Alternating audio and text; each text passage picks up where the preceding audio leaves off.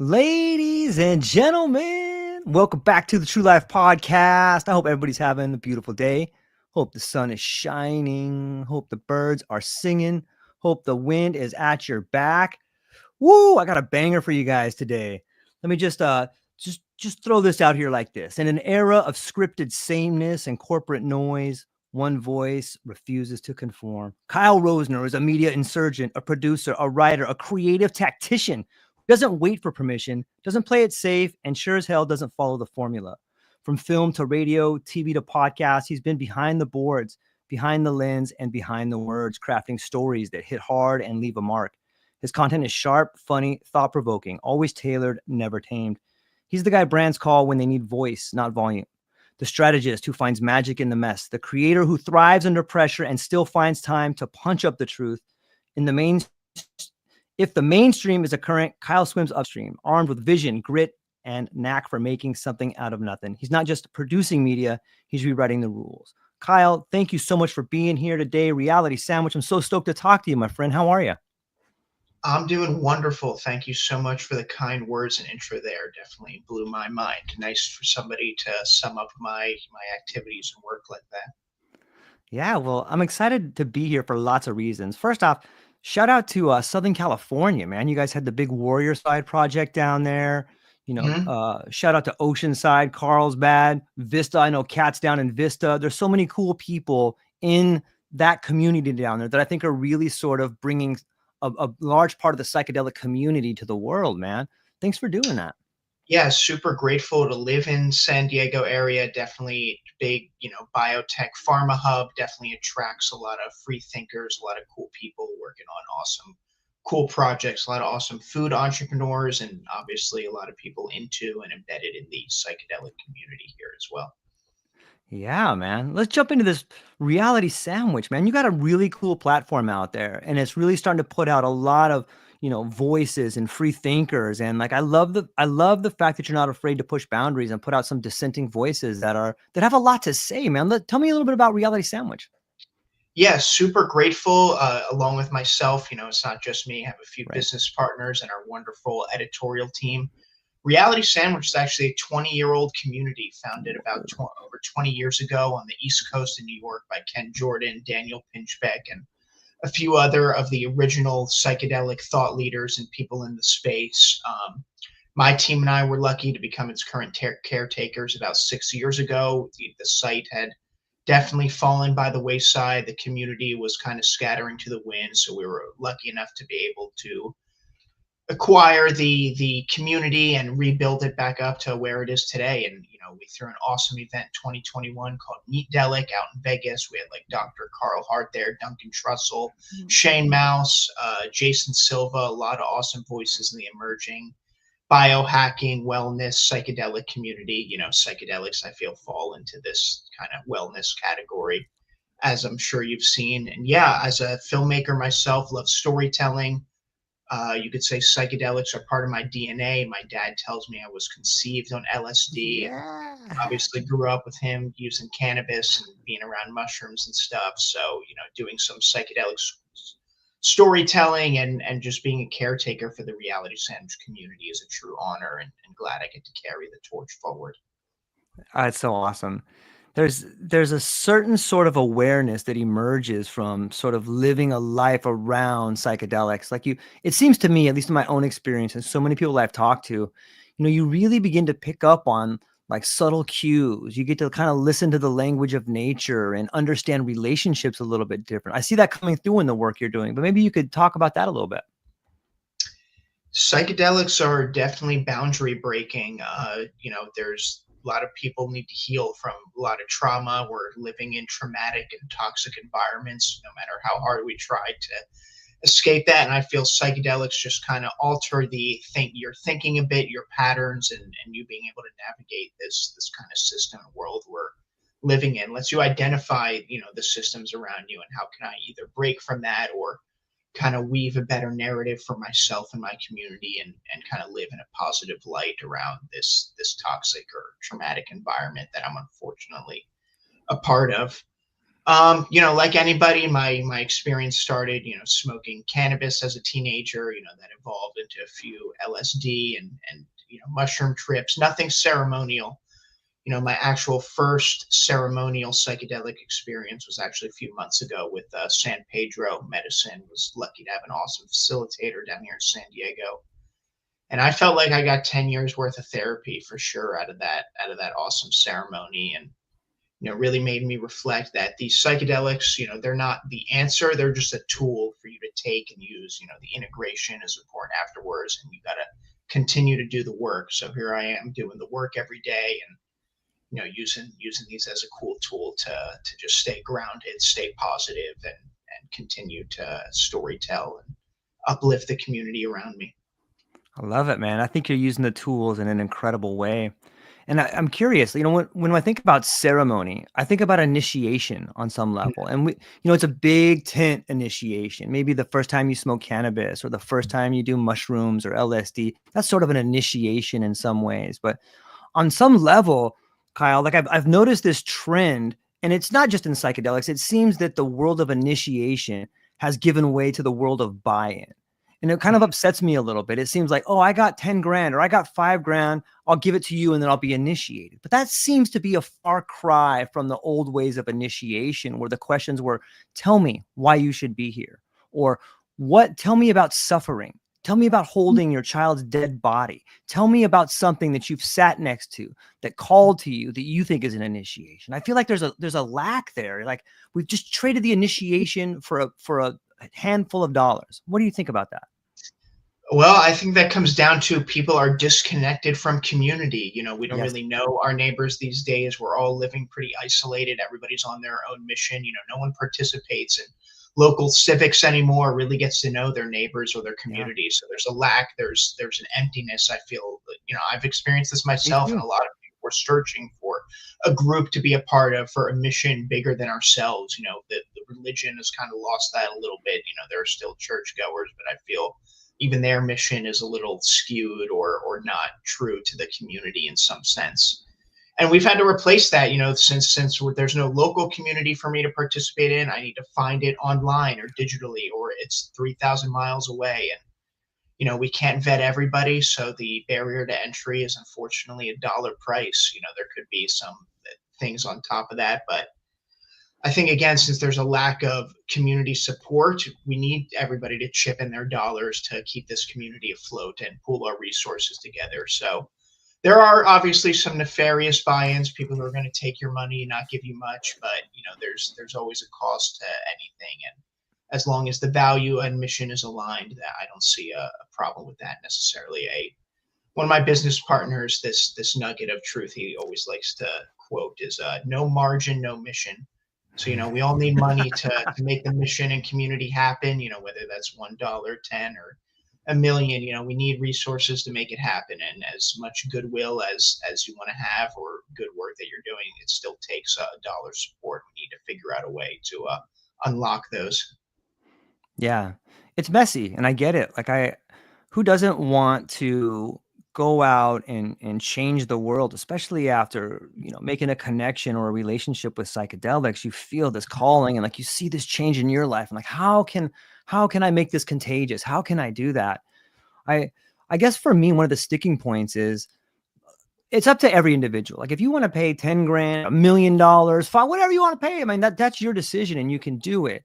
But I think we run into issues where we graduate people with a certificate that may or may not mean anything. And then all of a sudden you have a person that could have went and read all the books for $14.99 at Barnes and Noble, but instead they sat at the foot of someone who may or may not be on the front lines of the fight. And then you have this label of guide, and then all of a sudden, like just the monetization of it to me seems like it dulls the instrument. I believe when the instrument becomes an institution, it sort of loses its ability to cut. Is that too harsh? Not harsh at all. That's unfortunately a symptom of the capitalistic system we live under. People want to, they have these psychedelic breakthroughs and experiences and want to share it with the world. But what kind of makes you a facilitator or a shaman or a guide, if you're not from these traditional native communities. We've got a lot of ego shamans out there.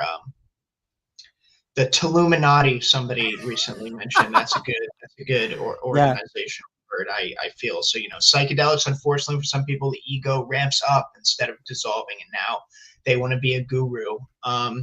We recently did a deep dive on this on Reality Sandwich. You could check out that article by our wonderful editor, Holly Crawford.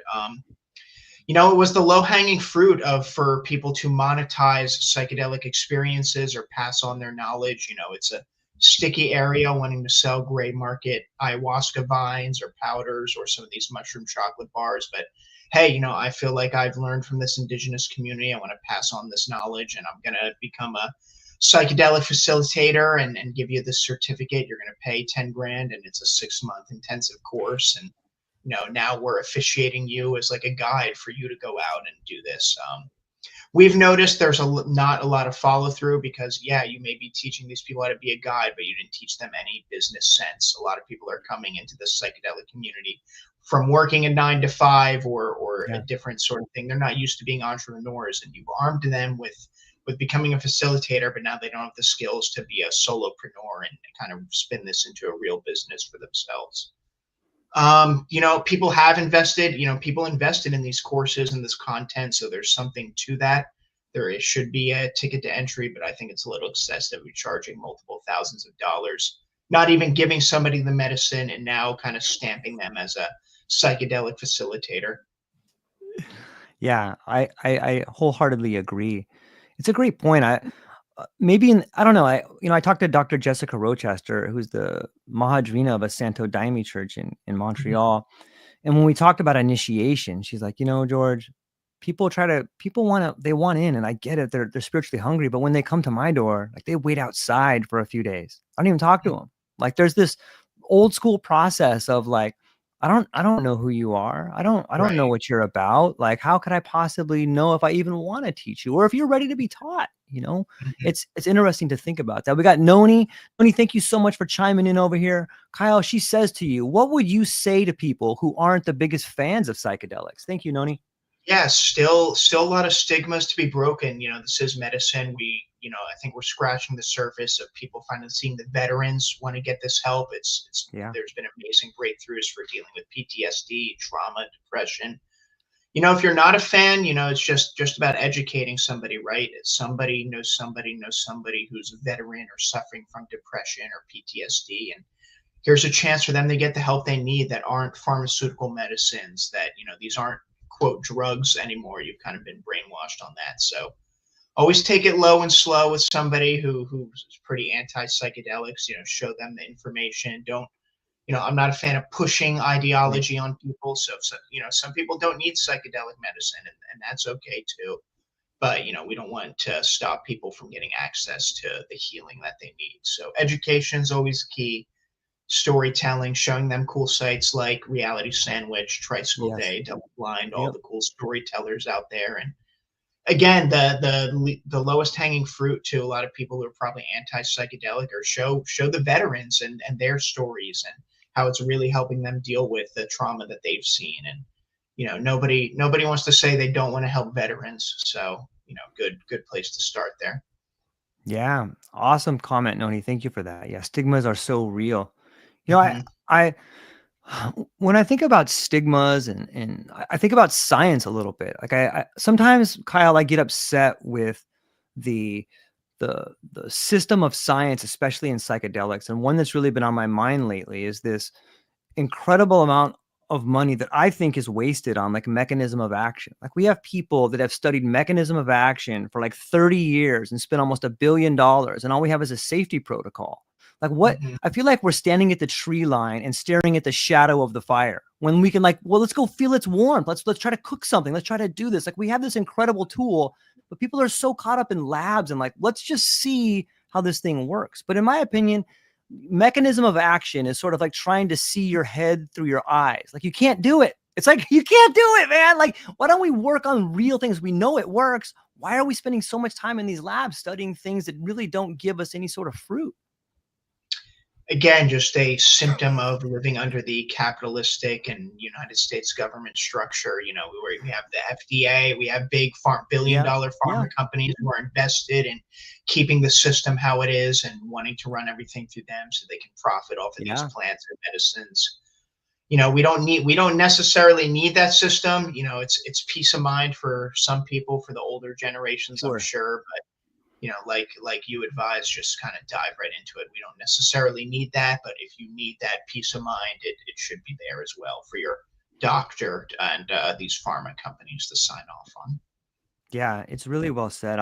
I'm excited on some level to see all the people moving forward, and I think the veterans are a huge part of it. Our friend Jack Gorslin's done some incredible work at getting out there and talking about base daters and just talking about all of sort of like the moving parts and what happens. And what do you see happening here on the legalization front? I'm a fan of decriminalization, not Okay. legalization. Let's Ooh, just get people access and yeah, not be criminalized for possessing these materials. As we saw in cannabis, legalization is not necessarily the best track. It had this bill in California had good intentions, but as we see, a lot of companies have lost traction, lost lots of money. It's hard, $1 million before you even get started on just a yeah. license. And legalization is nice word to use, but I don't know if that's necessarily the right path. And again, you're going to get interested parties now writing bills from pharma, from politicians, from Yep. local law enforcement. Everyone's got a monetary interest in bringing these things online. So we got to be careful, who's profiting and who we're really trying to help. Yeah, it's interesting. I think you guys at Reality Sandwich are doing a great job of bringing in people with just different kinds of voices. I know Caesar Marin, good friend of mine. He's got an incredible article up over there. I know you got. I just read something from Nina Izzel, who I got to get more familiar with. But how are you resourcing all these people, man? What does the process look like at Reality Sandwich to go out and find these voices? Honestly, we get a lot of amazing people approaching us. I'm super lucky. I don't have to, it's very validating when I'm out in a public setting and I mention I, run Reality Sandwich and people's eyes light up. They're like, "Oh my God, I've been reading that for 10 plus years." Reality Sandwich was again one of the original sites where you could even find info on consciousness, Yeah, spirituality, microdosing, psychedelics. So it's super validating to hear this from people, not just numbers on, I can see how many people open our emails or come to the site every month, but it's nice to put faces behind those numbers. We're super lucky to have a large contributor network. A lot of people, reach out to us over email and message us on the social media channels wanting to share their experience. We have an amazing YouTube series called Share Your Experience where people can, dive in deep on their personal interactions with psychedelic medicines. It's an awesome resource for people who may be nervous to try different substances. You can see now testimonials from a dozen plus people on their experience with DMT or psilocybin and lets you get a taste of what you should anticipate. Again, even from the beginning, guys like Daniel Pinchbeck, we yeah, had huge. a lot of cool guys wanting to write for Reality Sandwich and be on there. We've got an amazing lead editor, Holly Crawford. She's kind of our vibe check for a lot of the people who want to, write something on Reality Sandwich. We get a nice feel for them, make sure they're a appropriate voice, somebody respected in the community, and make sure they pass all of our check marks there before we want to platform them. Yeah, you guys are doing a great job, and shout out to everybody on the team out there. Thank you from me and the community out there. It's a cool resource, and we got some people chiming in over here, Kyle. They want to know what's the first story you ever told that made you realize the power of media to disrupt. Wow, that would be, honestly a pretty transformative experience for me. Was my first documentary I produced. You could find that on YouTube. It's called A Home for Recovery. We focused on a friend of mine and his battle with opioid addiction and setting him on the path towards recovery. The director's father struggled with alcoholism, and we followed that narrative as well. And I've always been a filmmaker. My background's in filmmaking, so storytelling again a huge part of my life, and wanting to platform amazing education, storytelling opportunities, and just spread the word about different causes and people's stories. So always been, since a little kid, loved film, loved watching movies, wanted to learn how to make them and what goes on behind the scenes. So storytelling is just so key to the human experience that we need kind of artists and the creatives out there making sure everyone's voice can be heard and, platforming unique voices.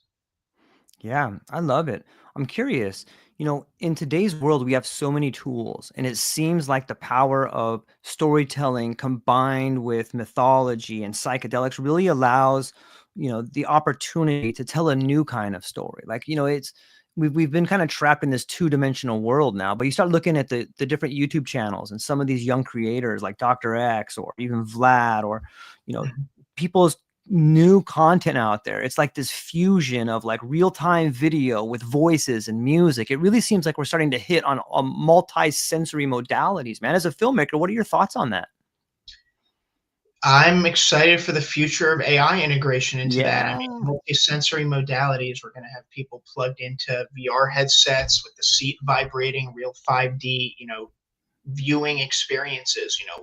There are some people out there even trying to replicate psychedelic Yeah. experience just with the VR mask and having a vibrating, sensation going on in a chair. So super excited for more experiences like that. I definitely suffer from, let's call it, content overload these days. There's Me so too. much content out there. How do I know what to focus on? You really get people are really gonna have to niche down and kind of stay in a thin lane of their interests, or it's gonna be very overwhelming. Is that what you do? Like, how do you deal with like the content over? Like, there's so much cool stuff out there. Like, how do you narrow it down? I really just try to stay in my lane. I Yeah. focus on, at Reality Sandwich, we're definitely more eager to talk spirituality, consciousness, again, to have the resources for the psychedelic community. I'm not necessarily focused on up to date news reporting, let's call it, and covering the quote industry.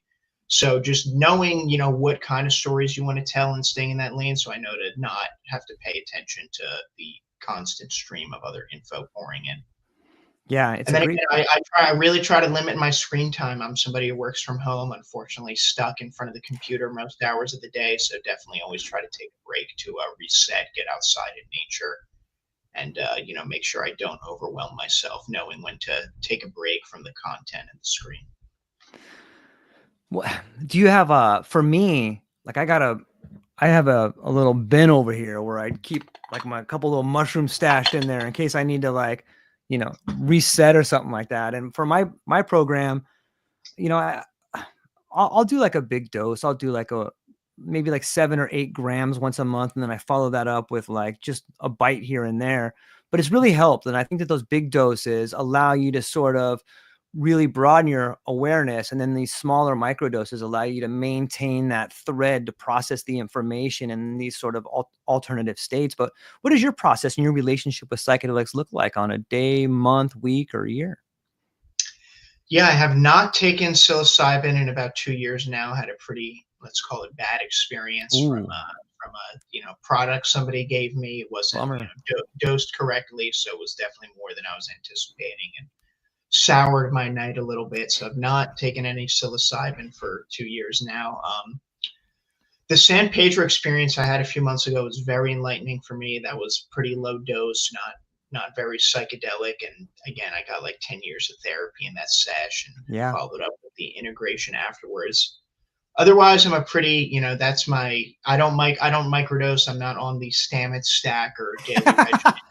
I do take mushroom supplements every day, Yeah. lion's mane, turkey tail, cordyceps mix, and Good call. definitely a daily cannabis user as well. Cannabis gets left out of the psychedelic Yes. medicine conversation, but nice to partake in that plant medicine daily as well. I'd say that's my ritual is microdosing cannabis daily. It's interesting you bring up San Pedro. I was talking to Jessica Tracy, who's an incredible Jungian coach and just an incredible human being. And she was telling me that she practiced this thing called medicine of the ghost, where she went on this incredible San Pedro journey and then did acupuncture at the height of the San Pedro journey. I was like, wait a Yeah. minute. You did acupuncture at the height of a psychedelic trip. Weren't you afraid? Weren't you scared? But it's an interesting, and I'm hearing more about San Pedro. Maybe you could talk a little bit about your San Pedro experience and what it Yeah, was San like. Pedro was very subtle, heart-opening medicine. Okay. They call it the grandfather medicine, so you're tapping into the grandfather spirit there. I've been told recommend doing it during the day. We had an awesome giant bonfire going. You want the warmth Yeah. of the and you want the warmth of the fire on you. And you're not, quote, like tripping. You're not getting visuals. You're not like tripping out. It's very heart opening. We were in a pretty decent sized community, so everybody was vibing off each other's energy, communicating. I think that'd be a really great experience if you took some San Pedro and did some acupuncture. There was a woman there who microdoses San Pedro every day, Wow. says it helped her get off her Adderall. And again, the effects I was feeling, I could really see that as an awesome replacement. So yeah, San Pedro is very activating, depending on the dose, and could definitely get you off some of those pharmaceutical meds. The acupuncture in San Pedro definitely sounds like a therapeutic experience. So I would highly recommend it to everybody, especially having a nice guide facilitator there who Right. knows what they're doing and can kind of walk you through, maybe what your intention is or what you're looking to gain out of the experience.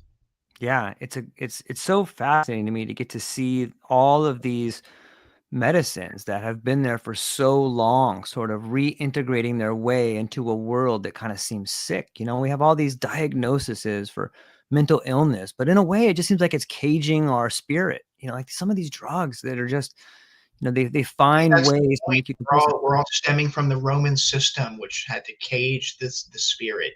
So we're still suffering from the effects of that thousands of years later. Yeah. Is it, when I look at this sort of psychedelic reemergence on some level, I feel like we're in the late 50s, getting ready to emerge into the 60s somehow. Like, and I see these young creators, like Ollie Jen Bush has got this incredible band and he's playing and he's a mycologist, but I don't know. In my opinion, I see us in the early stages of this sort of revolution where we're going to see an explosion in creativity. What are your thoughts on that? Is it similar? Does it echo, or what are your thoughts? Beautifully put. I mean, again, you can say the reason we have these computers at home and these awesome devices are because these guys were tripping on Yeah. LSD, Silicon Valley, and creating all this stuff. So LSD, psilocybin, great for unlocking creativity. You're very much right. We're just on the cusp of now people breaking the stigma, wanting to have a psychedelic experience, and that's going to lead to an explosion of creative thought and new systems we can design as we see the old system crumbling around us. I see it with reality sandwich too. Like there's so much talk, and it seems at this point right now, medicalization has sort of taken all the oxygen out of the space. But I see like what you guys are doing over there. You guys are putting out people like Nina Izell and Caesar Marin, and like you have all these people that are speaking beyond the cage of the sterile clinics, and they're talking about going out into the community. They're doing things. You got people like Kat Kerner going and talk about end of life with psychedelics. And do you see that happening? Like, it's like, whoa, look at this creativity, but spark ready to blow up. Yeah, beautifully put. Even in the festival scene, we're seeing Yep. a lot more safer access to psychedelic medicines. Just more voices. People are coming out of the woodwork now and being able to talk about their experiences. People who were afraid or worked in a more of a corporate setting, it's now cool to be microdosing or sending your people to a microdosing or consciousness retreat to try to unlock some things there. People are seeing and using psychedelics as an optimization tool, Yep. so that's where I feel the conversation is being steered. And with that, now that people, it's not going to rot your brain, it's actually going to make you better employee, better worker. I think, we'll be able to break the glass ceiling there and get everybody to buy in. Yeah, there's some interesting talk about insurance companies beginning to accept some of these modalities as treatment. Can you imagine, like, if you had access to psychedelics on some level? Like, I gotta think that it's going to help people thoroughly understand the relationships of where they are, their family, their workplace, who they are, and where they fit in. Man, I hear whispers that in insurance companies. I know Dr. Bronner has adopted it, but have you heard some of the same things happening? Yeah, especially again, the low hanging fruit kind of to monetize yourself in the psychedelic space was ketamine, was a Yep. legal substance, gets slotted into these psychedelic conversations. So the ketamine clinics, I feel, were the first doctors and nurses bought into that, and they were able to get the insurers on board so people could have access to this. Again, that's a whole other conversation. We shouldn't even be living in a system with quote insurance, and people should have access to right medicine, but we won't go too deeply there. Yeah, it's interesting too to think about all the institutions that are on the cusp of change and what can happen. I just finished my taxes and I was like, man, what are we doing here? Like, why don't we just have a flat tax, man? Like, it'd be so much Right. easier. And like, Why you is the can't help. burden on me to fill out all this paperwork and figure out what I would need to pay you and all that? Yeah. I've seen a really interesting burgeoning relationship between like the NFTs, the crypt, like blockchain and psychedelics. I see some of these artists. I'm doing this thing called the Psychedelic Science Art Challenge, and I've partnered with all these Cool. incredible artists that are using tools like Unreal Engine, and they're really bridging that landscape. But maybe you could speak to more of the ideas of sort of technology and psychedelics, sort of kind of walking hand in hand. Yeah, especially with the rise of AI here, we're really Yes. going to see, the integration of technology, being able to transcribe your psychedelic Yep. experiences or just being able to create more freely and easily. And with crypto, that allows us to maybe even create a system outside of capitalism and fiat-backed currency. Now, like, hey, here's a way for our community to come together and do reciprocity and kind of be outside the system of the using US currency or something like that. A great organization event I just went to was with a crypto organization called Light DAO. So they're a conscious entrepreneurial group. They want you to, buy in with their crypto and be part of this conscious entrepreneurial community. Met a lot of really cool people there working on a lot of cool projects. And that's one way to utilize this Web3, this crypto, blockchain technology, is to really hone down and solidify your community and start building ways to operate outside of the system. Yeah. We got one coming in here from Desiree. She says, relationships are the real currency. I think it's a great point. What do you think of, Kyle, when you hear Desiree Yeah, say your relationships are the real network currency? is your net worth, as they say. Yeah, I definitely. relationships are definitely currency. Again, that ties back to community. What Yep. community are you in? Who backs you? Who represents you? Who are your friends? Since we're all cut off from community, we're all desperately searching to either build our own or become part of one that our values align with. And we can't. We've been in the United States, definitely been focused on individuality and being able to pull yourself up by your bootstraps, and that's not the way the world has operated for the past 1,000 years. It takes a village to raise a child. That's true. More, I see my brother's definitely struggling. He's a bit isolated with his first kid, and it sucks not living near grandma 3,000 miles away. You need community support to raise your children, to build community. It takes a team. And I think that's something more and more people are going to realize and want to start building intentional communities around themselves where they can really work together and build a safe haven for themselves. It's so well put. Like on, on some level, I think that that's been the ailment of so many of us. Like we've been told these lies about just go out and make it, go out and do it yourself. But, you know, the person, if you just think about it for a little bit, like you can't make it, you're born with it. And like the community has it. The person selling it never had it. The person that tells you about it is trying to get an illusion of it. The person the girl singing in the garage, she's got it. The artist, he has it. Like we're all born with it, but you got to be able to share it. And when you start talking about families and communities, I lived in Hawaii for a long period of time, and I really got reintroduced to the idea of intergenerational living and how incredible it is for your daughter to spend time with your grandma and your grandfather and be in the same house and really understand how much more of an advantage you have in life if you have this intergenerational contact. And it seems like in the West, we've forgotten that, and we've pull yourself up by the bootstraps, get out of your house by the time you're 17, buy a car, buy a house, get all this craziness, Yeah, man. maybe that was feasible at one point, when Yeah. houses were $20,000, but now, Right. the intergenerational living is super key, and we've lost. Yep. I try to build that with my family for Yeah. sure. It's wealth building. It's like It right is. now you're not out paying a landlord $3,000 a month. You can save that, and when you're out working, grandma can watch the kids and take care of some chores around the house. You're not stressed coming back to a dirty place and all these chores you got to do now on top of the work you were just out and doing. It definitely sucks. I'm sure some people have a lot of toxic families and can't Sure. necessarily live with them. But I think if we're building healthier relationships and systems, it starts with having a nice, working together intergenerational family, kind of all on an aligned mission.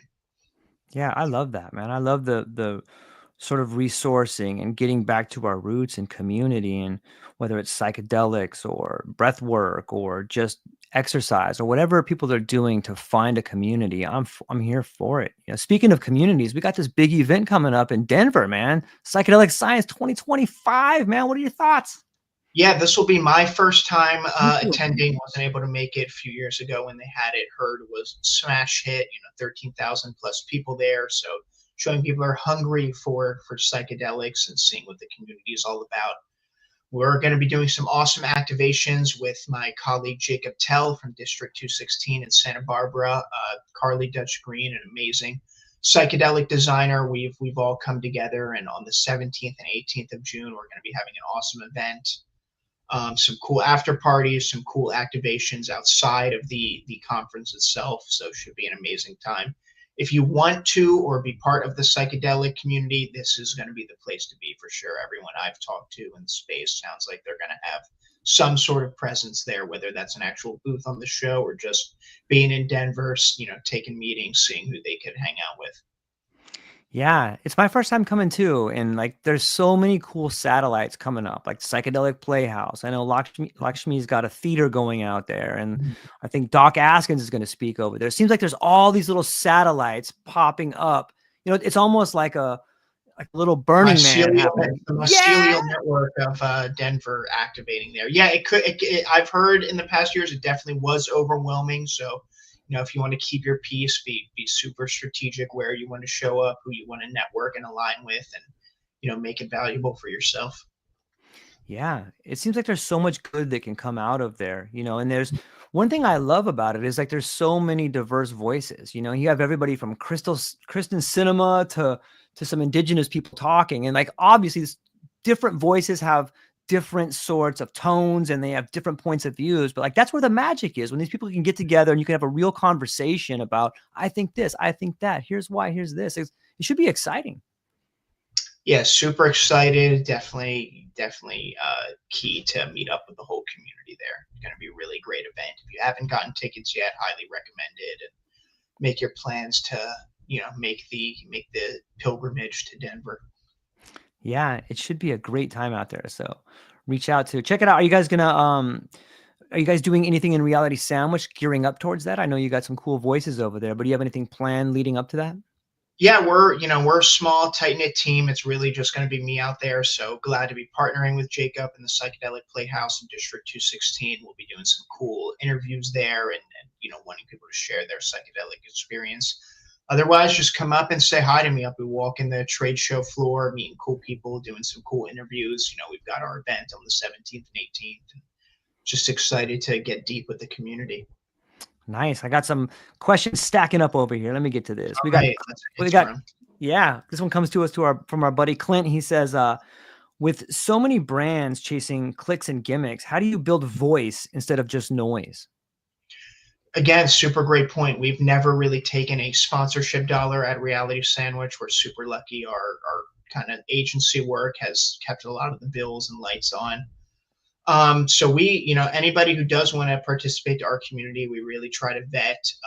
We recently launched the Reality Sandwich app, and something we have on there is our sourcing guide. So we were able to lab test and really vet a lot of the gray market, black market guys out there, and anybody who passed our vibe check, we have listed in our sourcing directory guide. So if you're looking for the best of the best, make sure to download the Reality Sandwich app. And like anything, look for people who are aligned in the community. Are they a fly-by-night company with just a one-page website letting you buy mushroom chocolate bars?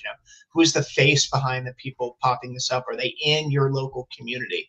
Just always do your research. Again, shout out to this brand new Tropics. They lab test every one of their products and post that for everybody to see. They really take pride in being part of the community. They're usually at every Southern California-based psychedelic or cannabis event, and they're true faces behind the brand. They're not some fly-by-night guys looking to make a quick buck. What's the name of them again? New Tropics, yeah, and NEAUTROPICS. If you're subscribed to our Reality Sandwich email list, you may have saw a shout out to them recently. This is another avenue of exploration that is really exciting for me. And as someone who's been a fan of research chemicals for a long time, like there's Mm, so many incredible nootropics out there. The whole family of paracetams and just the different race tams. I'm a fan of phenobut and obviously functional mushrooms, but they came up and then all of a sudden I think that the powers that be shut them down pretty quick. You used to be able to buy them pretty freely, but what are your thoughts on nootropics? Like what do you yeah, source big, them? What do big you shout out use? to Alexander Shulgin for discovering a lot of this stuff and doing the work for the Yep. community, free of charge. Yep.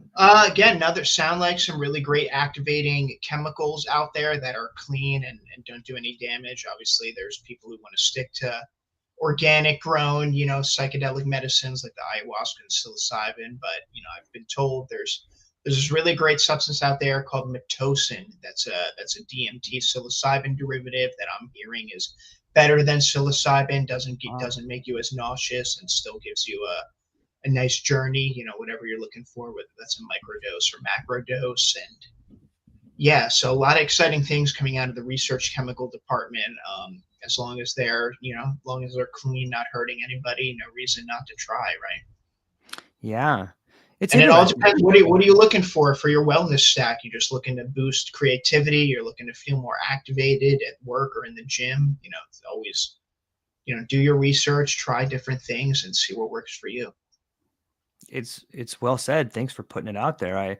It's interesting you bring up the word stack too. Like so many of us have like this stack of things that we use. And I think we're moving away from the really amphetamine based stacks towards a more creative, heart centered stack. I mean, you definitely need some energy in there, and maybe you can get that through, you know, um, some lion's mane or something like that. But it's interesting to see the relationship between these things. And for me, I like to use, I experimented quite a bit with psilocybin and MK677, which is like a growth hormone secralog. I think that there's real opportunity in the future for like growth hormone to be partnered with some of these psychedelics. And I think it's going to blow up neuroplasticity on some level. What are some other relationships and some other stacks that you find helpful?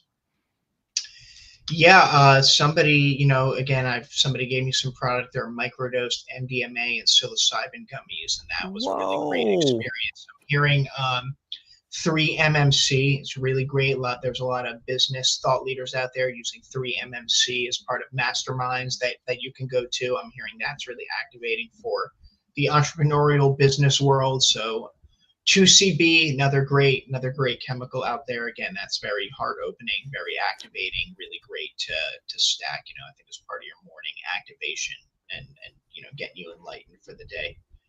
Again, my stack just sticking with the adaptogenic mushrooms Yeah. daily, lion's mane, cordyceps, turkey tail. Yeah. I love it. We talked earlier a little bit about how psychedelics are moving out of the medical container, but Mhm.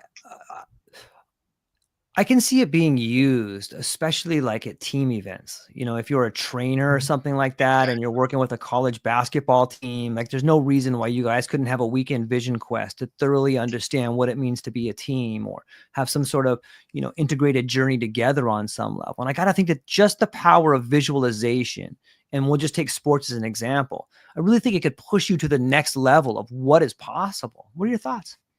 Absolutely great for team building. Yep. Build a psychic energy connection there Yeah. between team members to get even deeper. Yeah, really great. Again, we're really using these substances for the wellness hacking and biohacking and being more intentional with what we want to do together better than taking everyone out to drink all weekend. Let's do something intentional and activating and still have a good time. Yeah, I love it. I love the idea of the intention behind it and then the ability to integrate it afterwards and see real results and team and creativity and focusing and moving there.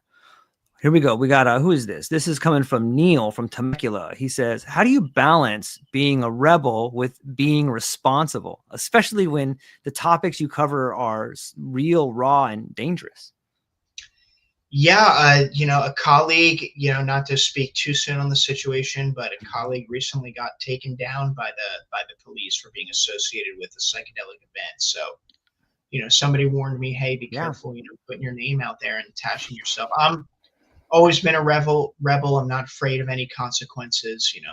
I'm happy to wave the flag and be a martyr. So I'm not necessarily afraid. I'm pretty risk. I've got good risk management, and just not afraid to put my face and tell stories out there. Super lucky to have a supportive family and wife and community around me. So, God forbid anything does happen, I know I've got the safety net and support system to bring me back from the brink.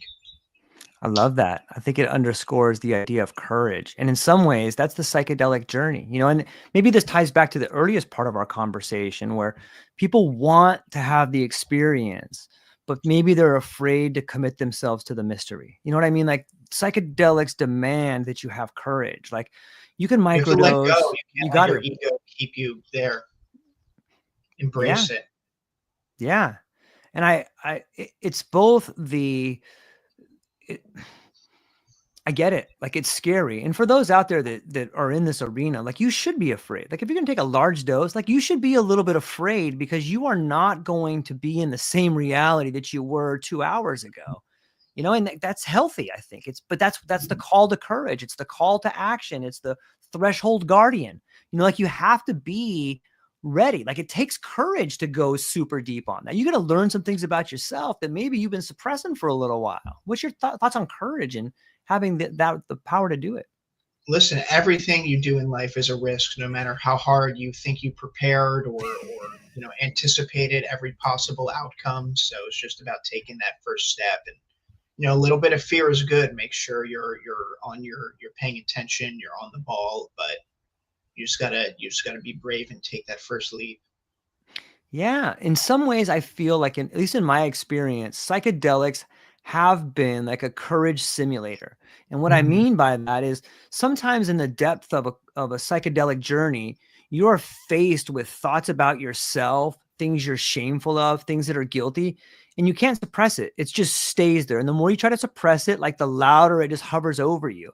But I think it's really it's like a simulation for life. Like it teaches you in a if you've set the set and setting right and you're comfortable, it will teach you how to face your fears. And once you've done that internally, you can begin to do it externally. You can take those chances. You can have that conversation. You can stand up for yourself against people that maybe don't really even think that much of you. What are your thoughts? Yeah, great point. Again, the importance of having, true facilitators or guides as part of your Yeah, experience, help you work through those emotions, work through the visions, shame, trauma you're trying to go in with. And again, the importance of intention before you even take these medicines. It's one thing to have a good time at a festival versus, hey, I'm here to maybe dig up some things and heal and let's see what gets brought up. yeah. So just always, again, these medicines are just tools. You got to do the work afterwards. So always be prepared for that integration period before and after. Do people need guides? Like I don't know if like the average person really needs a guide. Maybe the first time, like you could have someone hold your hand, but I think that most people are selling themselves short. Like here it is. Do you have the courage to do it? Like do it. You don't need a guide. You don't need a coach. Like just do it. It's right. Just do it. There's a plethora of information out there. If you're a real go-getter and Yeah, do it yourself person, there's no reason you should be afraid. All the information and stories are out there for you to prepare the best you can and take this medicine either on your own or with a group or so yeah, you're correct. Not everybody needs it. Most people do. Most people need their handheld. So sure. it's nice we have the shamans, the facilitators out there to help guide. Yeah, there's a great quote. I think McKenna said it, or he quoted someone else, and I don't have the original person that said it, so forgive me, everybody, for not quoting the source. But I heard it first time through McKenna, and he was like, "That which you are seeking is seeking you." So if you find yourself thinking about psychedelics, or maybe you think about buying a boat, whatever it is that you're seeking, that thing is seeking you, and you should investigate it, and you should go down that path. And it's just amazing to think about how these alternate states of awareness can really unlock the doors of living a life worth living and investigating who we are. They're so fruitful. Yeah, I truly believe. I'm a person who really believes everything happens for a reason. Yeah. Everything is divine timing. So when the timing it's right for a reason. And the things happen to you because they were meant to happen. So take that info and use it how you will. Kyle, like this always happens. Like we're like blow through an hour, like in what feels like 7 minutes, and there's maybe it's because we're both so passionate about it. But I do have another question. I got like one or Yeah, of two more I'll course. try to Yeah. squeeze in here. Okay. On the topic of building a platform, Okay. what's the revolution you're inviting people into? And what kind of voices do you want standing beside you? This comes from Betsy in Oceanside. Thanks, Betsy. Wow. Let's break that down. What voices do I want standing beside me? I want renegades. I want free thinkers. I want creatives. I want people who take controversial opinions. Nobody nefarious, but Right. I want a rainbow coalition of voices. Let's hear the full spectrum of opinions and come to a cool story that we can tell and guide people with. What was the first part of that question again? I'm sorry. What's the revolution you're inviting people into? I'm inviting people to educate themselves about consciousness, spirituality, psychedelics. We're living in a toxic system, and the more medicine you can take and stories you read on platforms like Reality Sandwich, it will unlock a new paradigm of thinking for you and how to interact with your local community and build the life and system that you want to be a part of. Again, just launched the Reality Sandwich app. We've got daily meditation guides in there. We've got our substance sourcing guide. We've got a lot of cool resources for people to get value out of. Yeah, and you had mentioned too that you have the share your experience. It that kind of sounds to me like the old trip reports on Erowid. You know what I mean? Like those are so fun to Yeah, read. exactly. That was definitely our intention a bit with that. We've gotten some amazing feedback. This is public on our YouTube channel. So you're thinking about trying DMT, right? Here are 12 voices of Yeah. people who experience a DMT trip, so you can get a taste of what the experience will be like. And now you're best prepared to do the journey yourself.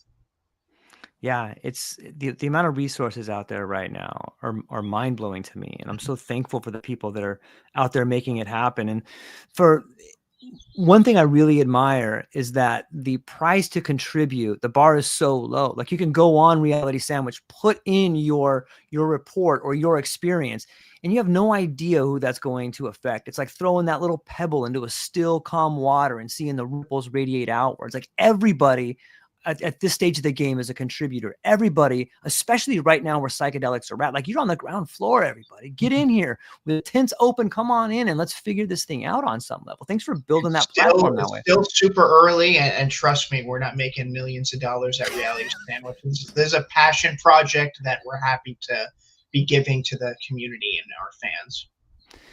I love that you brought that up because I see so much passion in so many people's, and like that is what it takes to have a movement sweep across the world in a fashion that's contagious and deliberate and powerful. It is. There's so much passion around it right now.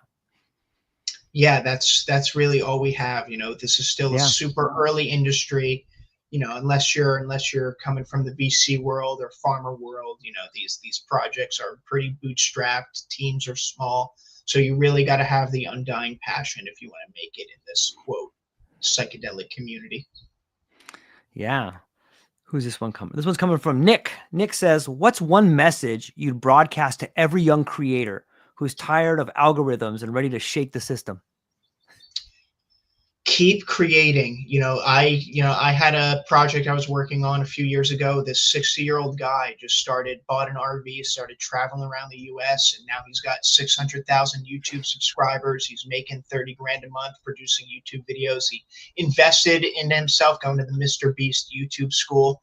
Like, here's a retired guy who learned how to make YouTube videos himself, and it took a few years before he finally got traction and now is making a living off of it. So my advice, I've been disheartened. I've seen projects fall apart, things nobody, made videos nobody really saw, but it's just keep making, keep producing, keep going, because the community will be there for you, and you will build an awesome following. You just have to keep going, keep doing the craft, never stop. No I matter love that. how disheartening it gets, no matter how much you're like, I'm not making any money, just keep doing it. I love that.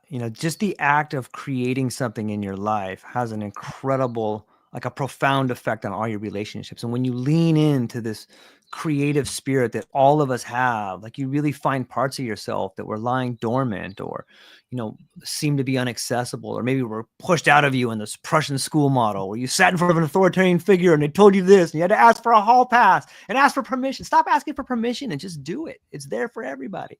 The tools are there. A lot of great, free, awesome tools. No more excuses as to why you can't make. The only one holding yourself back is you.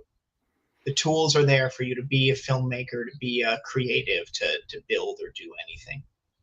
I love that. I love that. As we're landing the plane here, Kyle, let me throw it back to you, man. Where can people find you? What do you have coming up and what are you excited about?